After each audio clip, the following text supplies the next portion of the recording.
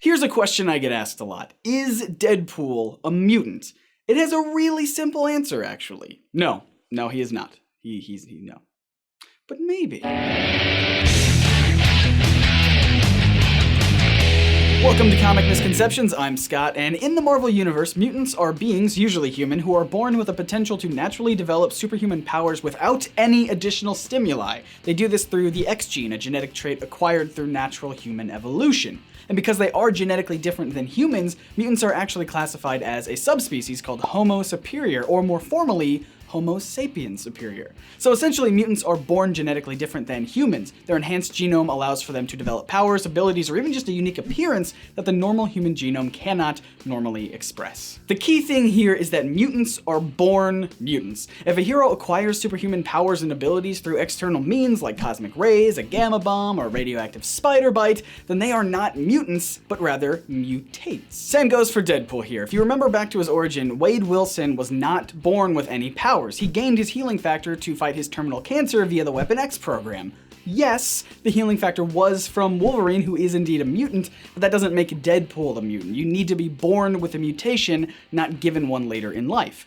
Deadpool, for some reason, does occasionally remark that he is a mutant, though he's often sternly corrected by actual mutants that no, he is not. And this is made exceptionally clear in Heroic Age X-Men #1 when it very clearly states, quote, "He is not a mutant," end quote, again classifying him as a human mutate. So there we go, shortest misconceptions ever, Deadpool, not a mutant.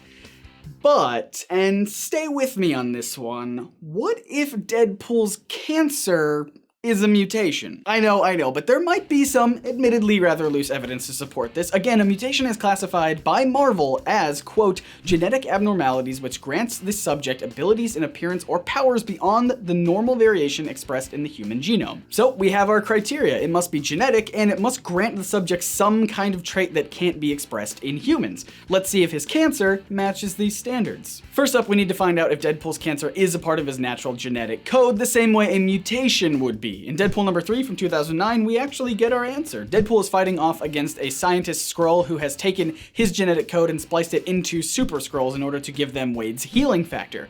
Deadpool knows that he's already won and doesn't even need to fight them because there's one tiny detail they overlooked when they were doing their experiments. Deadpool informs them that he has incredibly aggressive cancer, something they didn't check for before copy-pasting his genes into the Super Skrulls. They were only after his healing factor, and his cancer isn't exactly common knowledge, so they had no idea what they had done. Deadpool explains how he was not born with his healing factor. It's not a part of my natural genetic code, but you know it is cancer. So we have our first criteria checked off the list. We now know that his cancer is a part of his natural genetic code. 1 point for the cancer being a mutation. All that's really left to prove is that his cancer is not something that any normal human could get, and we could confidently call Deadpool a mutant. This is when it starts to get a little tricky, but I honestly think there's some merit here. Let's look at the facts. Again, Deadpool's cancer is incredibly aggressive, so much so that if you have his same healing factor and you don't have cancer, it'll cause you to essentially explode in a matter of minutes. This is what happens to the Super Skrulls from earlier and how Deadpool was able to defeat them without even having to fight them. The reason for this is simple. Because his cancer is spreading so rapidly and violently, the healing factor he was given thanks to the Weapon X program has to work double time just to replace all the cells that are constantly dying. When you put that overclocked healing factor into a healthy body like those of the Super Skrulls, it creates massive quantities of unneeded cells, and things go splorch. That level of intense, rapidly spreading cancer is unheard of in humans. Could this mean that Deadpool's cancer is beyond the scope of the normal human genome? Possibly, but don't worry, I'm not gonna leave my argument there. I mean, come on, a cancer mutation, that's ridiculous. Mutations are supposed to be beneficial and cool. And not always. Take Ugly John, for example. His entire mutation is that he has 3 faces. Not exactly laser beam eyes. Nowhere in Marvel's definition of mutants does it say that the mutation has to be beneficial to the host. Again, all it needs to be is a genetic abnormality which grants the subject abilities in appearance or powers beyond the normal variation expressed in the human genome. So, could the cancer be a kind of power or ability? Well, yeah. In 1951, a woman named Henrietta Lacks died from cancer, but researchers took some of her cancer cells a few months earlier and were surprised to find that they were able to survive outside of the body indefinitely.